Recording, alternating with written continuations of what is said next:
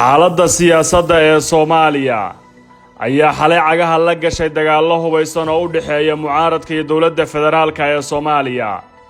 waxaa lagu loolamayaa kursiga ugu sarreysa madaxtinimada Soomaaliya. dagaaladu waxa ay ka dhaceen degmooyin ka mid ah magaalada caasimadda ee Muqdisho. taas waxaa loo arkaya dhacdo laga baaqsan karay bilowgeeda, isla markaana soo dadajisay soo xirmidda albaabada wadahadalka iyo diblomaasiyadda.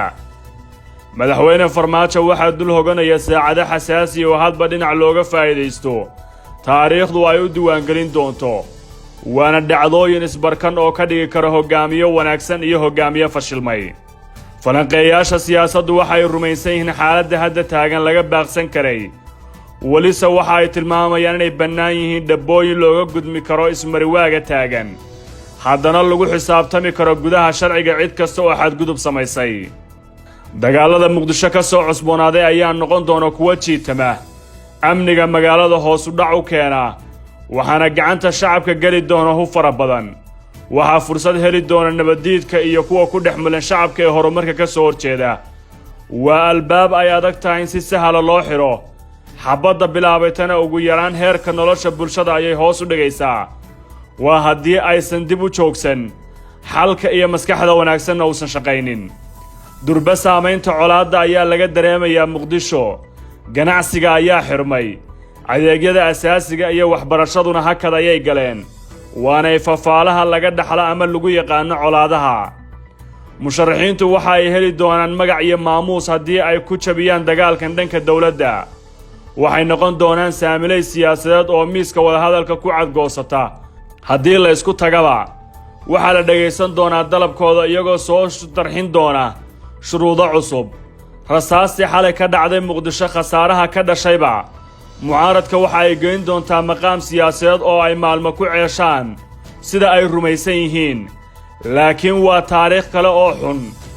waxayna la kulmi doonaan waabaay halis badan iyo in la waayo deganaanshaha dalka oo dhan.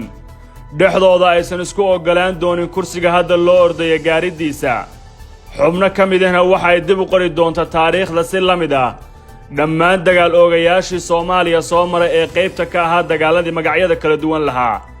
mushkiladda ugu weyn ee mucaaradka albaabkan uga soo bixi doonta waa inaysan garan karin sida ay ku xakameyn karaan ciidanka la abaabulay.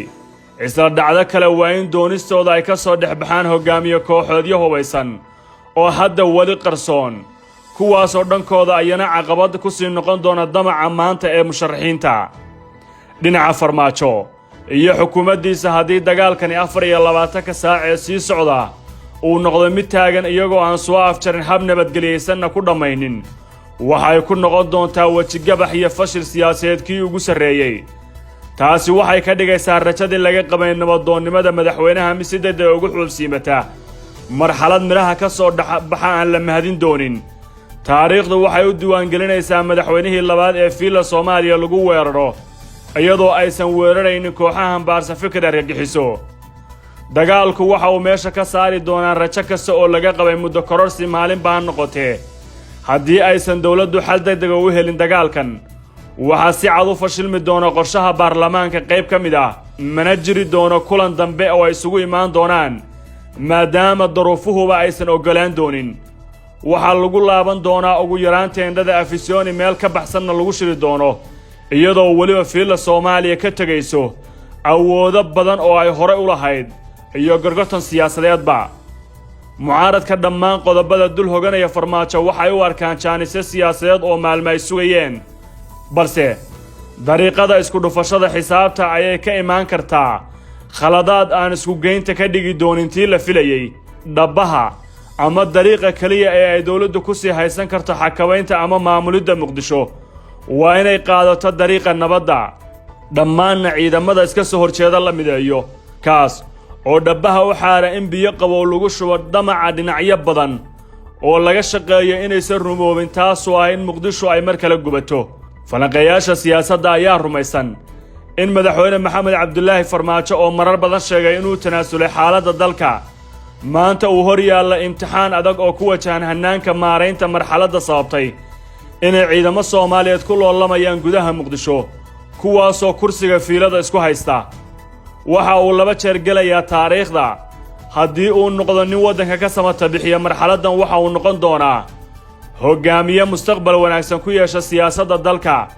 haddiise uu fahamkaasi imaan waayo waxa ay leeyihiin dadka darsaya marxaladda muqdishona ay sii socdaan dagaallada burburna uu dhaco si aan wanaagsanayn ayaa loo xasuusan doonaa.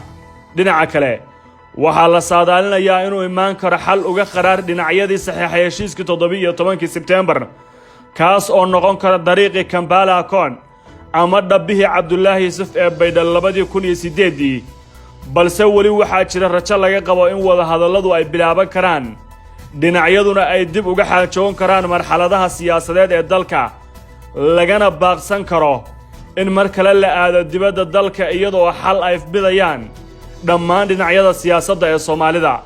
ma jeceshahay inaad barato Qur'aanka Kariimka ah iyo culumta shareecada ugu kaalay markaska Nuurayn Online oo baro adigoo gurigaaga jooga Qur'aanka, higaada iyo culumta kale Islaamka. wixii faahfaahin kala xiriir nambarada shaashada kaaga muuqda.